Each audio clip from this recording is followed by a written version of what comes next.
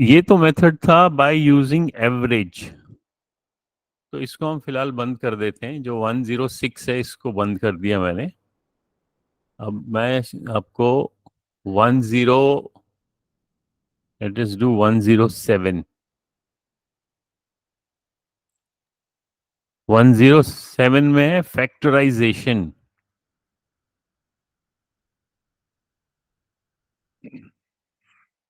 Factorisation तो मालूम है ना, 10th स्टूडेंट्स को भी याद होना चाहिए, इसमें भूलने वाली बात नहीं है। हमने कुछ जैसे ये निकाले थे, फॉर एग्जांपल ये एक्सरसाइज थी, we have to find the highest common factor of this and this. यानी कि अगर दो नंबर हैं 1224 एंड 2016, इनका आपे क्या निकालना है? Highest common factor, HCF। HCF निकालना है। हाँ तो वो हो जाएगा वैसे लाइन खींच के। हाँ वो कॉमन फैक्टर है? मतलब 2 से करेंगे हो जाएगा। दो लास्ट में दोनों में 2 है देखने के लिए। हाँ तो हाँ 2 से हो जाएगा पहला, फिर दूसरा करेंगे हो जाएगा। हाँ। तो फिर आप इनको दोनों को अलग अलग कर सकते हो। जैसे 1224 के प्राइम फैक्टर साथ साथ में कर लिए। जैसे 2 से डिवाइड किया, फिर जो भी है, अगर 2 से होता है या 3 से होता है तो आपके यहाँ पे फैक्टर्स मिल जाएंगे। और जिसमें सेम हो तो उसे लेना है कि हाँ और इसमें उसमें 2 हो और इसमें भी 2 हो तो सेम ही हाँ लेना है। क्या आंसर आएगा? 72। चलो यस सर। करते हैं। 72। 72, वेरी गुड। आपने किया था क्या? Yes sir. Okay very good. अब ये जैसे ये नेक्स्ट है, फाइंड द LCM। अब HCF नहीं, LCM ऑफ 64 एंड 72। जरा करो कॉपी में, जल्दी से देखते हैं कौन फास्ट करेगा। LCM कैसे निकालते हैं? पहले आप HCF निकाल सकते हो, और जो फिर बाकी के बच गए HCF के साथ मल्टीप्लाई किया उनको, वो LCM मिल गया। तो हम जल्दी से, सर जैसे 60 576। 576। 76। Okay let us try. मुझे भी मालूम नहीं है 576। Very good. हाँ सर तो मुझे ये इसमें एक एक्सरसाइज, क्वेश्चन नहीं आया था। हाँ बताओ कौन सा। अब जैसे ये वाला ये यस किया सर था। यही वाला। ओके चलो ये देखते हैं, ये बाकी भी करेंगे। शाश्वतम एंड रासिक, यू ऑल्सो ट्राई। क्या कह रहे यस हैं? The LCM of two numbers is 24। दो ऐसे नंबर हैं जिनका LCM 24 24 है, और उन्हीं दो नंबर का HCF 4 4 है। तो ये कह रहा है what is the product of two numbers. उन दो नंबर का प्रोडक्ट क्या होगा? यार तो सबसे पहले तो आपको मल्टीप्लाई। वो दो नंबर निकालने हैं। यानी कि अगर एक नंबर X है और दूसरा नंबर Y है, तो उनका प्रोडक्ट यानी कि X X multiplied by plus Y y। आपको निकालना है। तो ये तो बहुत ही सिंपल है। हमने ये सीखा था कि अगर हमारे पास दो नंबर हैं, समझो X है और Y है, तो जो उनका प्रोडक्ट किसके बराबर होता है? उनका X प्रोडक्ट उनके y LCM और और उनके HCF के HCF के प्रोडक्ट का के इक्वल टू वो बराबर होता है। Number of product. जो जो उन दो नंबर का LCM होता है और जो उन दो नंबर का HCF होता है, अगर आप उन दोनों को आपस में मल्टीप्लाई करो तो वो उन दो नंबर के प्रोडक्ट के बराबर होगा। तो ये तो बहुत इजी हो गया। तो इसका 16 मतलब है और अगर LCM 96 24 है और HCF 4 है, तो इसको मल्टीप्लाई करो, 4 4 96 10। 96 46 8 हाँ 96 96। दैट मीन्स जो वो दो नंबर थे एक्स और वाई, उनका आपस का प्रोडक्ट भी इनके प्रोडक्ट के बराबर होगा. सो 96 इज द आंसर. समझ गए सोनिया? Yes, sir. क्योंकि ये देखो, ये तो बिल्कुल आसान. अब आप बोलोगे सर ये कैसे हुआ. नाउ फॉर एग्जाम्पल, अगर इसी को देखें, समझो 24 है. 24 का अगर हम एलसीएम निकालें, नहीं सॉरी, किसी भी दो नंबर का, फॉर एग्जाम्पल मैं रखता हूं 6 एंड 8. 6 और 8 का एलसीएम क्या होगा?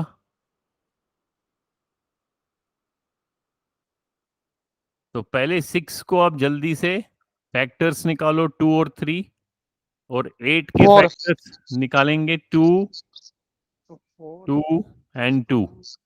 यानी कि 6 के फैक्टर्स होंगे 2 मल्टीप्लाइड बाई 3, और 8 के फैक्टर्स होंगे 2 मल्टीप्लाइड बाई 2 मल्टीप्लाइड बाई 2. तो सर इनका 2 इनका इनका एचसीएफ क्या हुआ? सर 2 हाँ, ये और ये कैंसिल किया, और एलसीएम होता है कि जो आपने कट कर दिया, यानी कि एचसीएफ मल्टीप्लाइड बाई जो बाकी बच गया, 3 इंटू 2 इंटू 2, 3 2 जा 6 इंटू 2 12. तो एलसीएम 24 आ गया.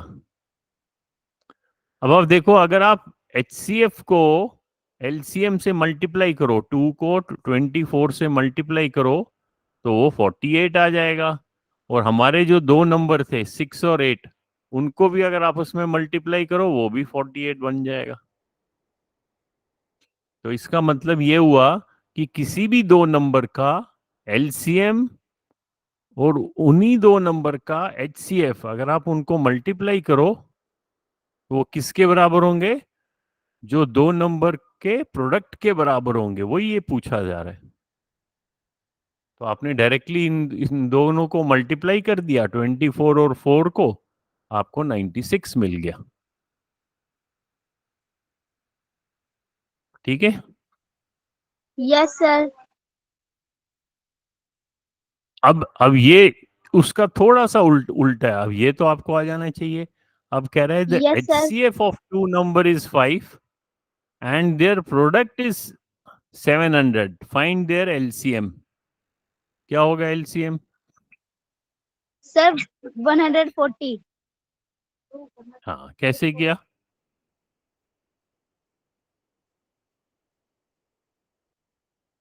बताओ बताओ सोनिया, माइक ऑन करो.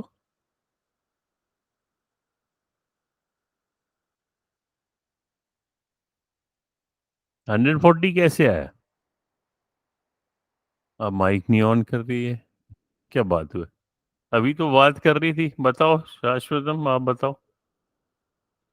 सर सर हमने प्रोडक्ट ऑफ नंबर को एक साइड में लिख के इक्वल टू 5 मल्टीप्लाई एलसीएम, तो हाँ, हम 5 क्योंकि हमें, हाँ 700 वेरी को गुड. 5 से डिवाइड कर देंगे. हाँ, क्योंकि हमें मालूम है कि उनका एंड देयर प्रोडक्ट, यानी कि अगर दो नंबर हैं एक्स और वाई, उनका प्रोडक्ट जो है वो किसके बराबर है? 700 के बराबर है. क्योंकि यहाँ लिखा है प्रोडक्ट 700 है, और उनका एचसीएफ 5 है, और एलसीएम हमें मालूम है HCF multiplied by LCM is equal to product of two numbers, और वो प्रोडक्ट तो हमको दिया हुआ है 700. अब हमारे पास तीन चीजें हैं, एक साइड एचसीएफ, एलसीएम और प्रोडक्ट. तीन में से अगर दो दिए हैं तो तीसरा ऑटोमेटिकली निकलेगा इक्वेशन को सॉल्व करने से. आपको एचसीएफ भी दिया हुआ है, तो एचसीएफ के बदले 5, 5 multiplied by LCM is equal to 700. Therefore, LCM will be 700 divided by 5, which is equal to 140. समझ आए सबों को? Yes, sir.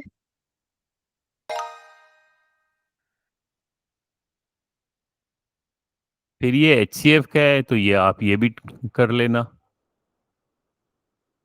तो ये जो 107 है, ये मैथ 9 में है, तो ये फैक्टराइजेशन की एक्सरसाइज थी।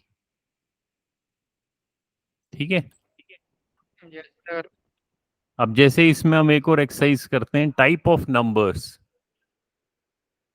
तो टाइप ऑफ नंबर्स तो हमें अभी हमने सीखे थे, क्लासिफिकेशन ऑफ नंबर्स जिसको कहते हैं। अब ये देखते हैं कौन बताएगा। What type of number is 0.2782? Choose all the answers.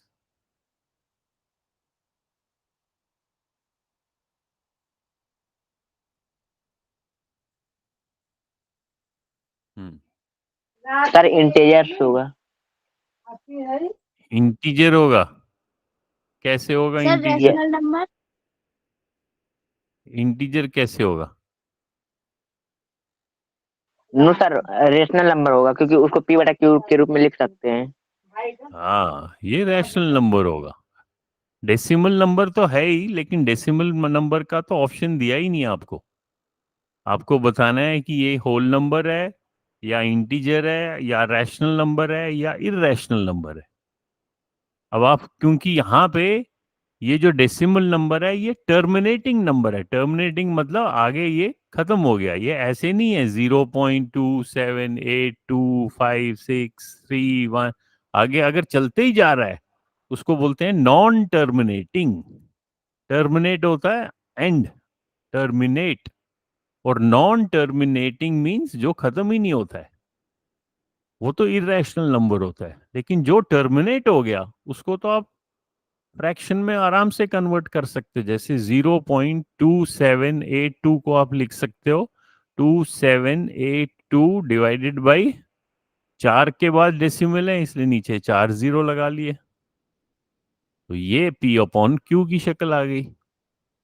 और जो P अपॉन Q की शक्ल में नंबर आप लिख सकते हो उस नंबर को हम रैशनल नंबर कहते हैं। उसको हम इंटीजर नहीं कह सकते हैं, उसको हम होल नंबर भी नहीं कह सकते हैं, उसको इररेशनल भी नहीं कह सकते। तो इसका ऑप्शन है, करेक्ट ऑप्शन है सी।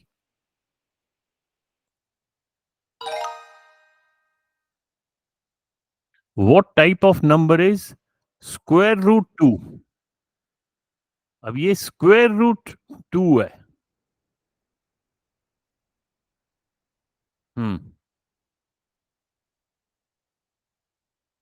कौन बताएगा?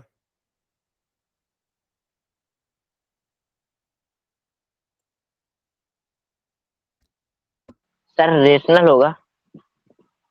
रैशनल इसको कैसे P अपॉन Q की शक्ल में लिख सकते हो? No sir. सर फिर शायद लास्ट वाला डी इरेशनल होगा। हम्म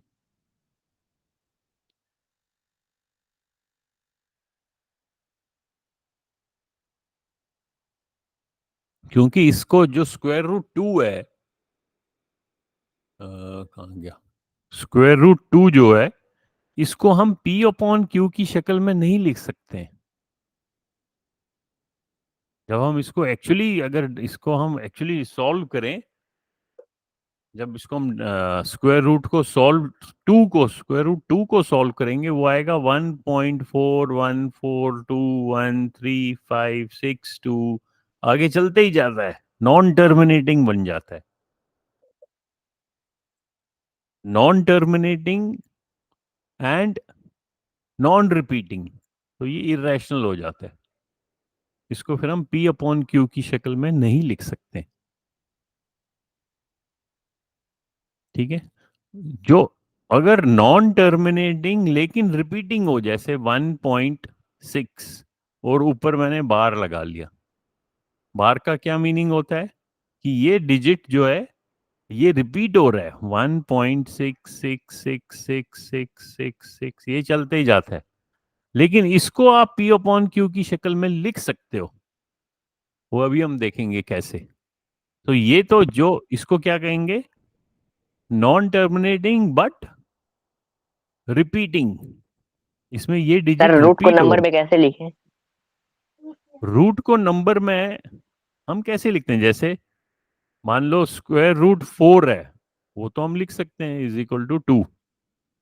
लेकिन या स्क्वायर रूट 9 है, स्क्वायर रूट मतलब 3 second root, second root of 3 9 is 3।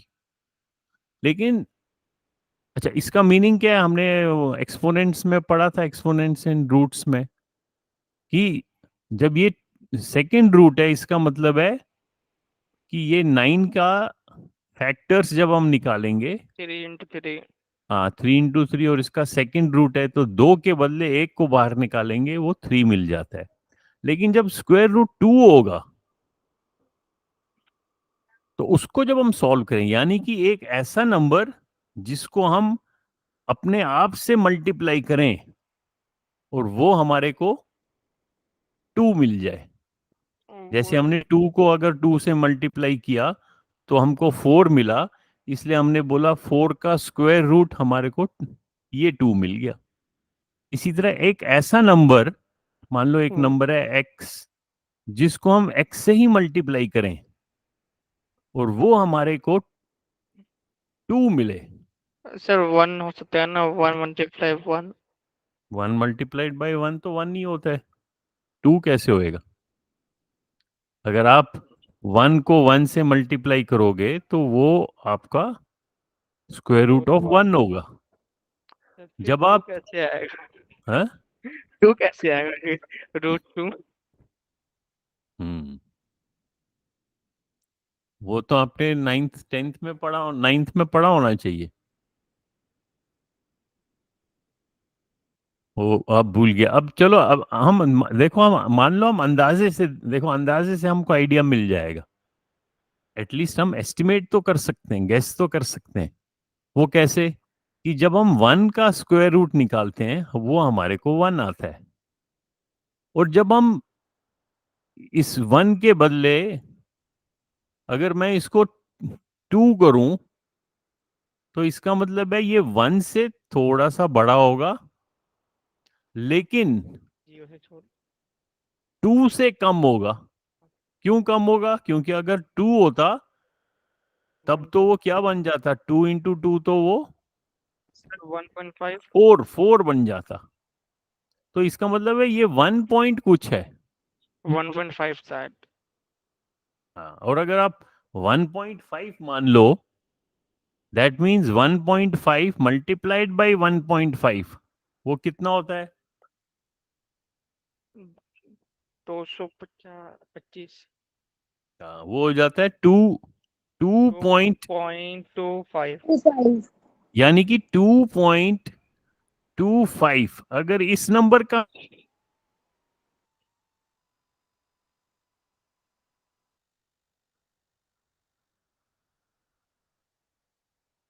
मैं वो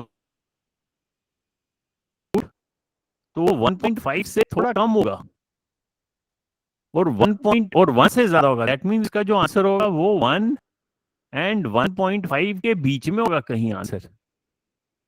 इसीलिए अगर आप कैलकुलेटर में देखोगे वो उसका आंसर 1.414 फिर ऐसे चलते जाता है, यानी कि वो 1.5 से कम है लेकिन 1 से ज्यादा है। ये आप हायर क्लासेस में पढ़ोगे, इसको एल्गोरिथम्स होते हैं, स्क्वायर रूट के एल्गोरिथम से आपको नंबर मिलते हैं। अब तो बाद में तो एल्गोरिथम कोई यूज ही नहीं करता है, वो तो डायरेक्टली कैलकुलेटर से ही कैलकुलेट हो जाता है। बट एटलीस्ट ये आइडिया होना चाहिए कि इसका वैल्यू कितना होगा। जैसे अभी हमने देखा, इसका वैल्यू विल बी बिटवीन 1 से ज्यादा होगा बट 1.5 से कम होगा, तो समवेयर बिटवीन 1 एंड 1.5 के बीच में होगा कहीं। खैर अभी हम देख रहे हैं स्क्वायर रूट 2 किस टाइप का नंबर है, इट इज एन इरेशनल, क्योंकि इसको हम P अपॉन Q की शक्ल में नहीं लिख सकते, it can not be written in this form, इसलिए इसको हम इरेशनल बोलते हैं। अभी के लिए इतना चलते हैं, आगे फिर देखते हैं।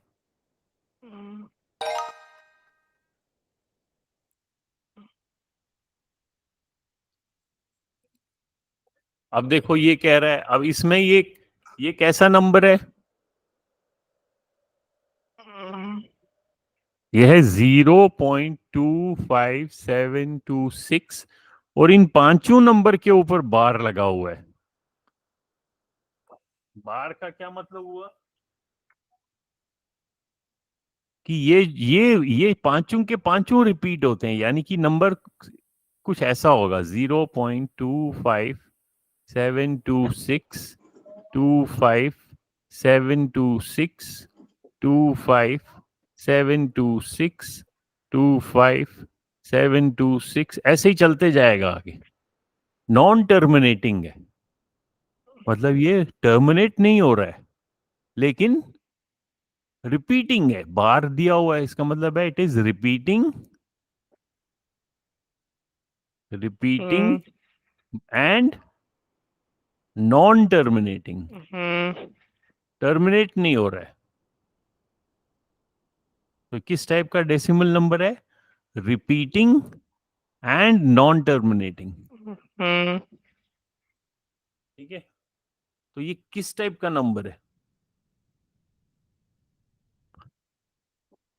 अब ये रैशनल स्पेसिफिकली एंड इंटीजर, मतलब ये इंटीजर भी है, ये तो नहीं हो सकता है, क्योंकि इंटीजर तो डेसिमल में होता ही नहीं है। Sir rational specifically and integer, अच्छा सी वाला sir rational number. Sir D1। अब ये देखो, ये रैशनल देखते हैं, रैशनल है क्या? अब रैशनल क्यों है? क्योंकि ये रिपीट हो रहा है, और जो रिपीट होता है उसको हम P अपॉन Q की शक्ल में लिख सकते हैं। वो याद है कैसे लिखते हैं P अपॉन Q की शक्ल?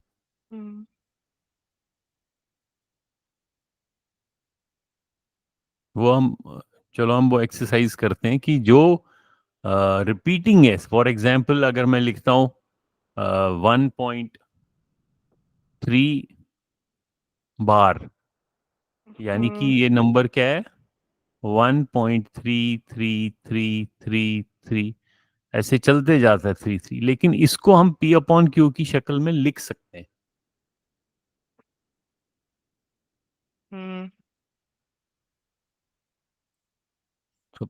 तो इसका हम अभी देखेंगे, पहले ये कंप्लीट कर लेते हैं कुछ questions. What type of number is -1? Sir, integer. Integer. The integer. और रैशनल है? Yes sir. क्यों रैशनल क्यों है? सर जिस नंबर के नीचे कुछ नहीं होता उसके नीचे हम 1 लगा सकते हैं। हाँ, सो -1 को हम लिख सकते हैं -1 अपॉन 1, तो ये रैशनल नंबर भी है। होल नंबर है, तो नेगेटिव नहीं। नंबर को तो होल नंबर हम मानते ही नहीं है। होल नंबर सिर्फ पॉजिटिव नंबर को मानते हैं, तो इसलिए हम आंसर लिखेंगे बी एंड सी। और जो C. जो नंबर रैशनल होगा वो तो इरेशनल हो ही नहीं सकता, इसलिए बी और सी आंसर है।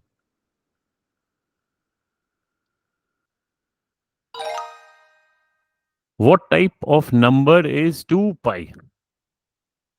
2 पाई का मतलब है 2 मल्टीप्लाइड बाई पाई। हमने लास्ट क्लास में देखा था पाई क्या था, पाई का वैल्यू 1.4 3.14। सर 22/7। या 22/7 या 3.14। लेकिन ये जो है ये राउंड ऑफ नंबर्स हैं, ये हमारी आसानी के लिए हम इतना ही याद रखते हैं।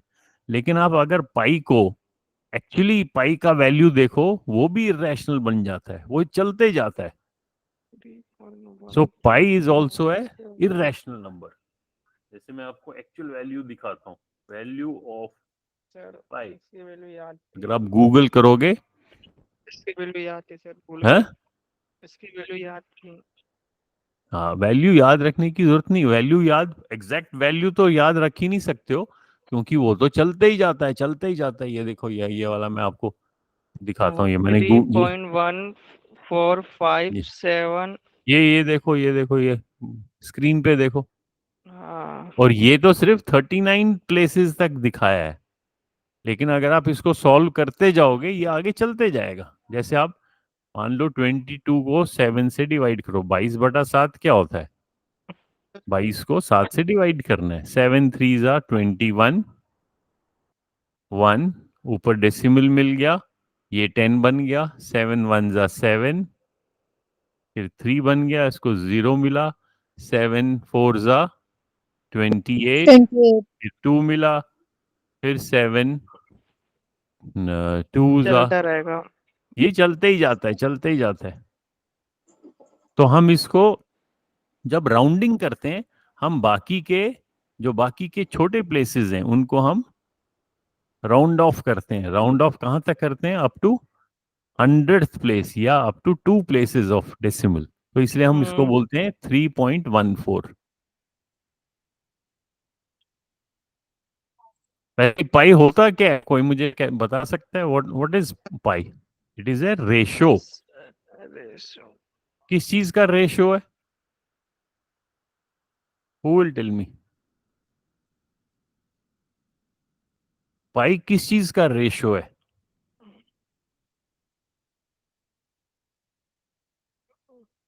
शाबाश, भूल गए? ये तो बड़ा इंपॉर्टेंट है। पाई, पाई याद रखना है। पाई जिसको हम ऐसे कहते हैं, पाई की जो एक्चुअल डेफिनेशन है, that is the ratio between two dimensions. What dimensions? Between the diameter of a circle divided by, sorry, circumference of a circle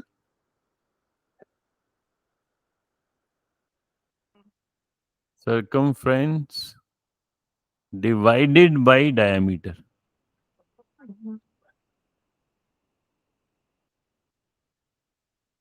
ठीक है? सर्कल का आधा ये हिस्सा। ये तो याद होना चाहिए।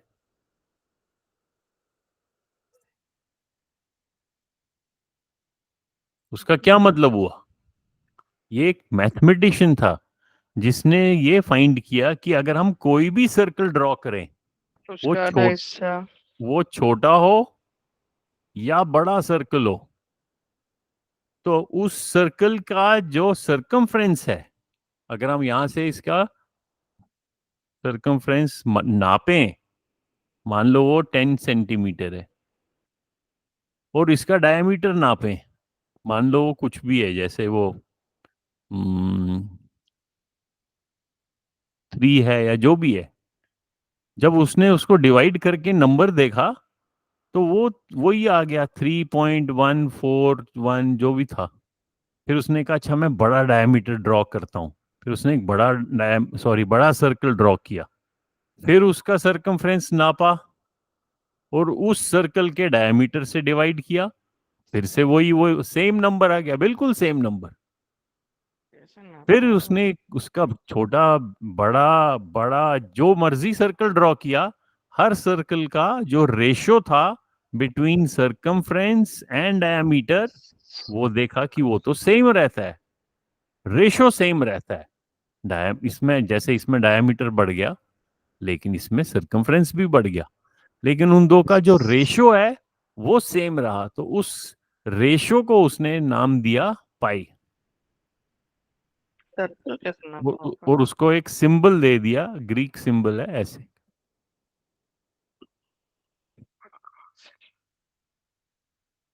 ठीक है? सर्कल कैसे नापा होगा? हाँ सर्कल कैसे नापा होगा? प्रकार से ना। हाँ, किसी भी चीज से। सर्कल में क्या है, आप इस सर्कल को कैसे नाप सकते हो? किसी सर्कल को आप इसको एक आप इसको एक धागा इसके सरकमफ्रेंस के ऊपर, मैंने मान लो ये सर्कल ड्रॉ किया, फिर मैंने एक नीले कलर का धागा लिया, वो इसके ऊपर रख दिया,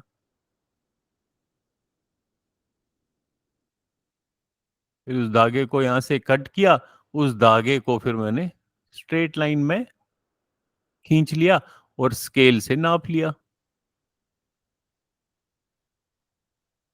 तो ये जो स्ट्रेट लाइन है ये क्या है, ये इस सर्कल का सरकमफ्रेंस है।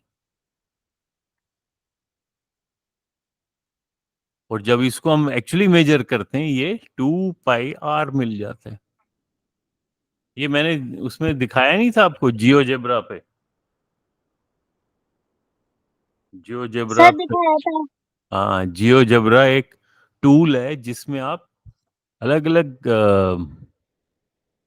कैलकुलेट कर सकते हैं, बहुत इंटरेस्टिंग है। जियोजेब्रा आपको खूब प्रैक्टिस करनी चाहिए, खुद जाके आप कर सकते हो। देखो मैं दिखाता हूँ आप लोगों को, ये jiyogebra.org, तो इसमें आप सर्च कर सकते हो। जैसे इसमें मैं लिख सकता हूँ circumference ऑफ सर्कल, तो इसमें ये फिर कई सारे ये हमें एक्चुअल दिखाता है। ये देखो, ये मैंने आपको दिखाया था शायद, ये वाला। चलो ये देखो, ये दिखाता हूँ मैं, इसको देखो ध्यान से।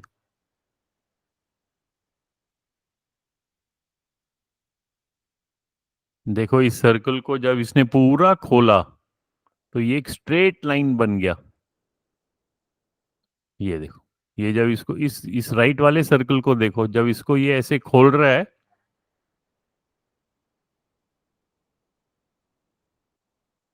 ये देखो, चलो दिख रहा है सब उनको।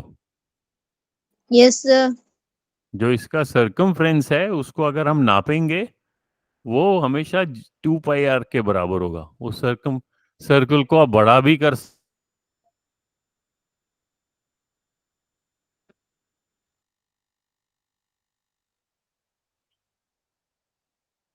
Yes sir. छोटा भी कर सकते हो, लेकिन वो सेम। तो ये तो हो गया। वापस यहाँ थे हम। अरे, पाँच मिल गए।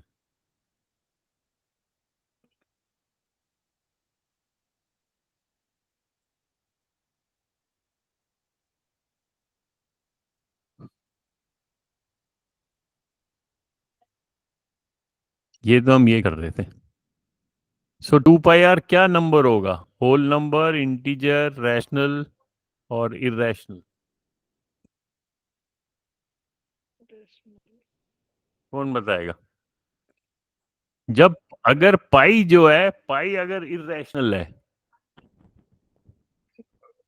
यानी कि उसको हम p अपॉन क्यू की शक्ल में नहीं लिख सकते, तो 2π क्या होगा? वो भी इरेशनल। हाँ, वो भी इरेशनल होगा सर क्योंकि इरेशनल। आपने इस पाई को 2 से मल्टीप्लाई किया। और पाई जो है वो तो इरेशनल है, 3.14 आगे चलते ही जाता है। तो इसको आप 2 से मल्टीप्लाई करो, वो 6.28 आगे चलते ही, वो भी आगे चलते ही जाएगा। तो इसको हम लिखेंगे इरेशनल, इरेशनल नंबर। है ना। जब पाई रैशनल है तो उसका डबल। 2π का मतलब क्या है? 2π का मतलब है 2 मल्टीप्लाइड बाई पाई। अगर पाई इरेशनल है, उसको आप उसके डबल का जो नंबर होगा वो भी इरेशनल ही होगा। तो हम इसको लिखेंगे इरेशनल।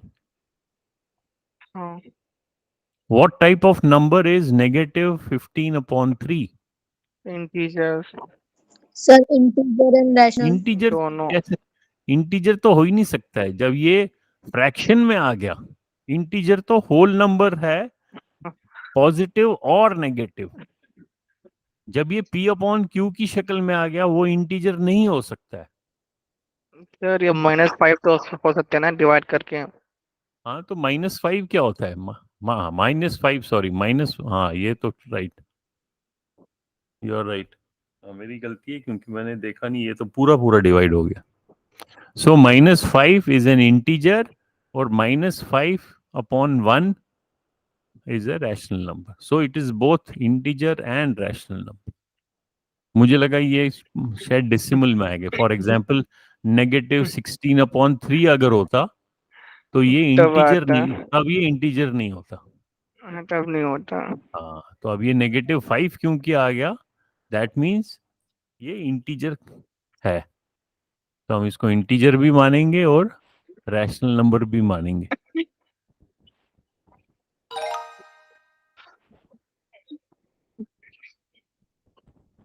अब बताओ।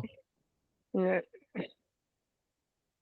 तो ये अब देखो ऊपर बार है, irrational बार का मीनिंग है कि ये कौन सा नंबर है, रिपीटिंग, रिपीटिंग नंबर। रिपीटिंग, लेकिन एंड नॉन टर्मिनेटिंग, ये चलते जाता है। ये नंबर, इस नंबर का मीनिंग क्या है, इसको हम एक्चुअल नंबर है 12.123 123 123 चलता रहेगा। 123, ये चलते जाएगा। लेकिन हमने ये देखा कि जो रिपीटिंग होता है उसको हम P अपॉन Q की शक्ल में बना सकते हैं। लिख सकते हैं। हाँ, तो ये फिर जब हम P अपॉन Q की शक्ल में बना सकते हैं तो ये क्या नंबर बन गया, rational number. Rational number.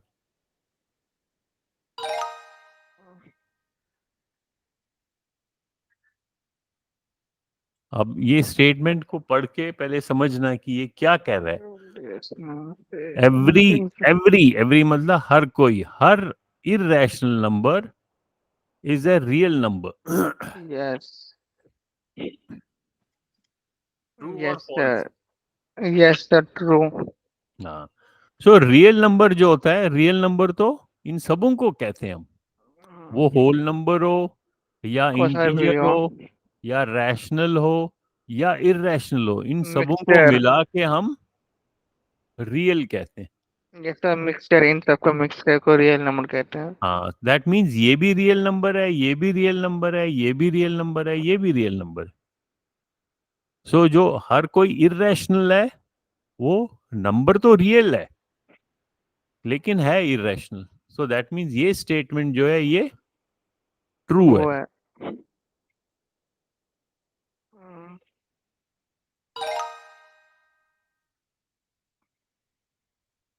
Square root of all of constant integer square root of all positive integers are irrational. अब हमने अभी एक पॉजिटिव नंबर पॉजिटिव इंटीजर देखा था 2, और उसका स्क्वायर रूट क्या था, रैशनल था इरेशनल था? irrational। इरेशनल था। लेकिन स्टेटमेंट को ध्यान से पढ़ना है, फिर मुझे आंसर समझाना है। The square root is of all।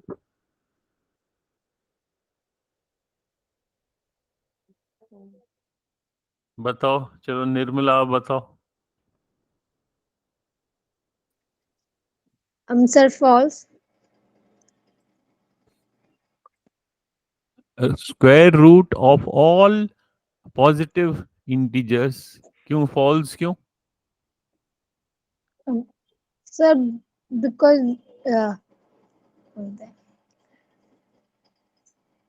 square हाँ, root of 4 we can write in 2/1. Yes. सो यहाँ पे जो वर्ड ऑल है इससे स्टेटमेंट चेंज हो गया। ये कह रहा है हर कोई पॉजिटिव इंटीजर जो है उसका स्क्वायर रूट इरेशनल होता है। लेकिन ये स्टेटमेंट एक प्रकार से गलत होगी, क्योंकि अगर हम 4 माने, 4 तो पॉजिटिव इंटीजर है, जब इसका स्क्वायर रूट निकालें वो तो 2 आ गया, और 2 तो Yes, sir. रैशनल नंबर है, That's 2/1 या स्क्वायर रूट ऑफ 9। तो दैट मीन्स हर कोई ऑल के लिए फॉल्स हो गया। वो अलग बात है कि स्क्वायर रूट 2 जो है वो इरेशनल है, लेकिन ऑल ऑल के लिए जब हमने ऑल वर्ड देखा इसमें तो ये स्टेटमेंट गलत हो गया। ऑल नहीं होता तो मतलब सही था फिर। मतलब नहीं, अगर अगर वो सिर्फ कहता कि स्क्वायर रूट ऑफ, जैसे स्क्वायर रूट ऑफ अगर ये लिखता है कि किसी पॉजिटिव इंटीजर का स्क्वायर रूट ऑफ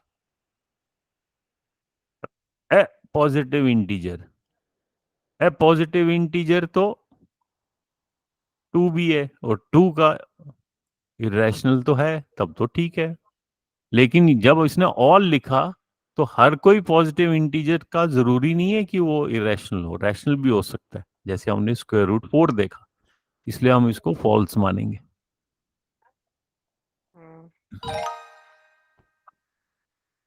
ठीक है, यस सर। तो ये तो हुआ हमारा नंबर। अभी क्या टाइम हुआ? हाँ, 8/22। 8:22 हो गए। ने बताया ही नहीं, 10th वालों को तो कुछ आगे पढ़ाना है। तो ये तो 107 का हो गया। अब हम जरा देखें मैथ 10 में सेम नंबर, यही देखें हम क्या उसको कहते हैं, 10th का हम देखें। यहाँ स्ट्रीम में मैंने लिखा था, क्या लिखा था? डू एक्सरसाइज, मैंने लास्ट टाइम यहाँ लिखा था। नहीं, ये तो बहुत पुराना है, ये पिछली क्लास का होगा, इसको छोड़ दो। हम नंबर सिस्टम ही देखते हैं। तो इसमें मैंने कहा था, एक तो आप लोग ये इसकी प्रैक्टिस करना। किसकी? मतलब कभी ऐसे होता है ना, पुरानी छोटी क्लासेस में भूल जाता है। जैसे एस्टिमेशन एंड राउंडिंग, इसका revision. How to do rounding, इसका revision. Estimate outcome of a number, इसका रिवीजन। तो इनका रिवीजन करना जरूरी है, जो कि आपको अगर तो क्लियर है, याद है, तब तो कोई प्रॉब्लम नहीं है। अगर भूल गया तो साथ साथ में ये थोड़ा, ये जो वाली एक्सरसाइजेज हैं, असाइनमेंट्स हैं, इनको देख लेना। ठीक है। Yes sir.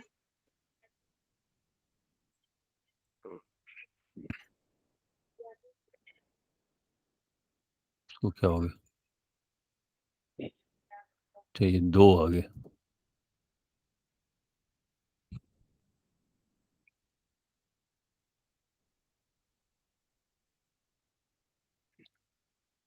फिर इसके बाद हम कुछ एक्सरसाइज करते हैं। साइंटिफिक नोटेशन बाद में देखेंगे। साइंटिफिक नोटेशन तो ऐसे हमने पढ़ी थी।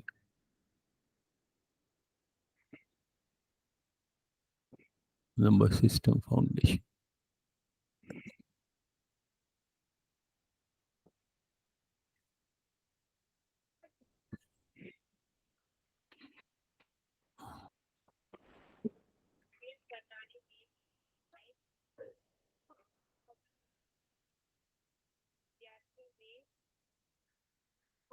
एक मिनट, ये देखते हैं। Identifying decimal expansion of rational and irrational number.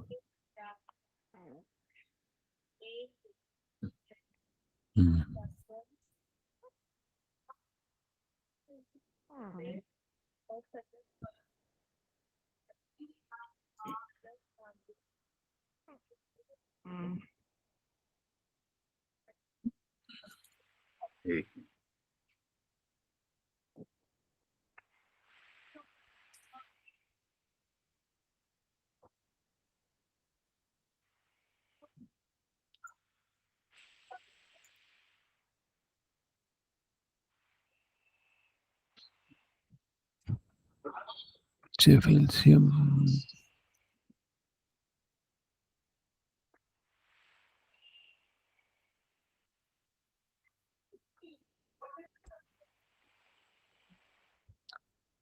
चलो, अब 10th वालों को मैं एक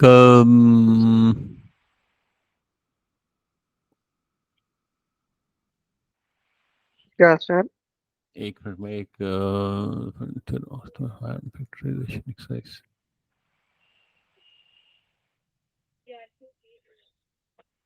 रियल नंबर का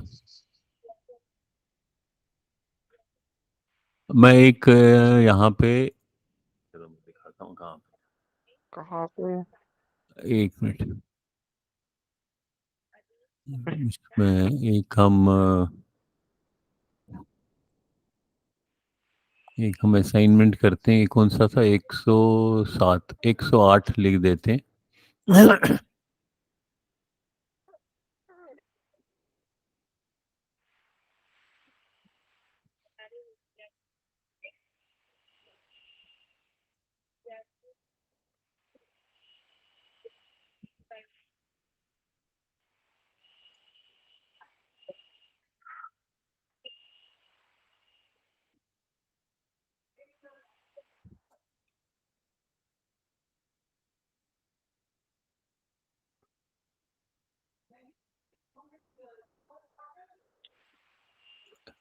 108 का नाम रखते हैं, इसका है रियल नंबर्स,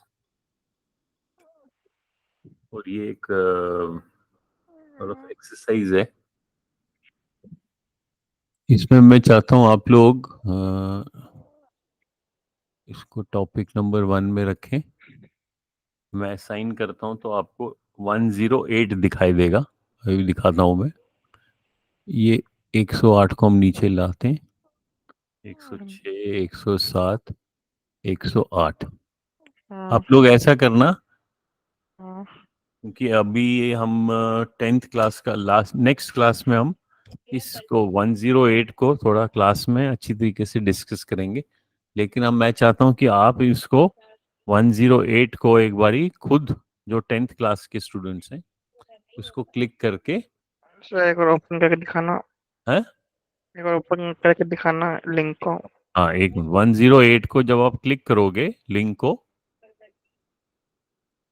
तो इसमें रियल नंबर का ये यूनिट है। इसमें आप कोशिश करना कि आप सारा अटेम्प्ट करो। हाँ, खुद अगर कुछ आ जाए समझ, ये वीडियोस भी देख सकते हो। Introduction to Euclid division algorithm, Euclid's division. Algorithm क्या होता है? एल्गोरिथम होता है एक सॉर्ट ऑफ एक लॉजिक या एक हम्म, काम करने का एक तरीका, जैसे प्रोग्रामिंग होता है यस कंप्यूटर में। सर, हाँ हाँ। इसी तरीके से एल्गोरिथम का मतलब है एक लॉजिक। जैसे अगर मैं कहूँगा, अच्छा। अगर अगर इफ अगर 4 5 से बड़ा है, और या अगर मैं बोलता हूँ अगर एक नंबर 4 से बड़ा है और साथ में वो 5 से छोटा है, तो बताओ एक्स कहाँ पे होगा। तो ऐसे एक लॉजिक सा होता है जिसको आप सोच के एक एक एल्गोरिथम मीन्स पहले ये स्टेप करना है, फिर ये स्टेप करना है, फिर ये स्टेप करना है। यस सर, ये सब प्रोग्रामिंग जैसे। हाँ, एक मान लो एक प्रोग्राम को एल्गोरिथम भी कह सकते हैं।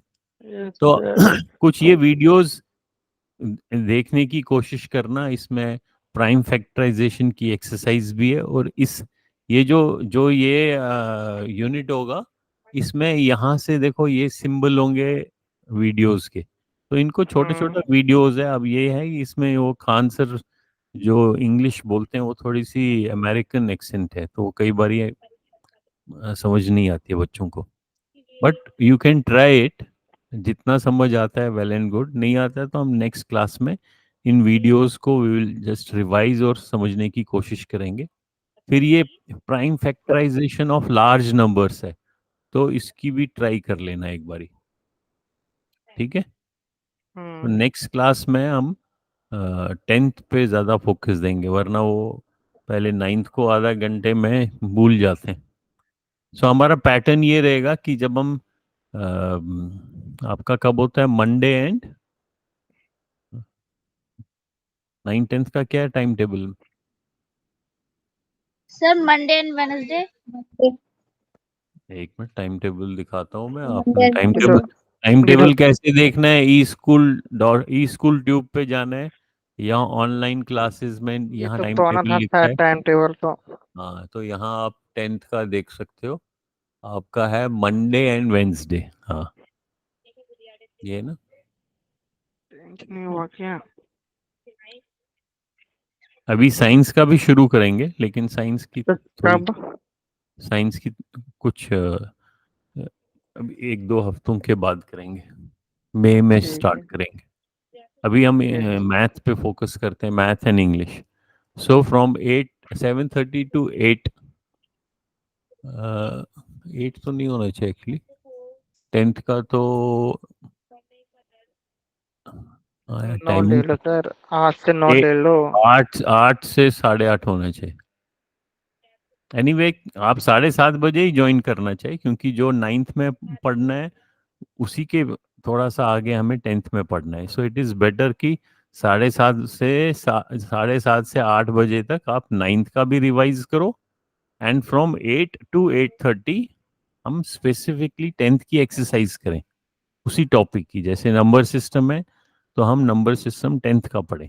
सो 8 बजे आप लोगों को रिमाइंड करना चाहिए सर। अब जैसे 5 मिनट बच गए तो आप कह सकते हो कि हम सर अब 10th की बारी है, तो हम 10th का फिर गूगल क्लासरूम खोल के वो एक्सरसाइजेस किया करेंगे। यस ठीक है। सर, बोल दूंगा मैं आप। चलो हो देन, गया ना वो। इसको ये जो ये वाला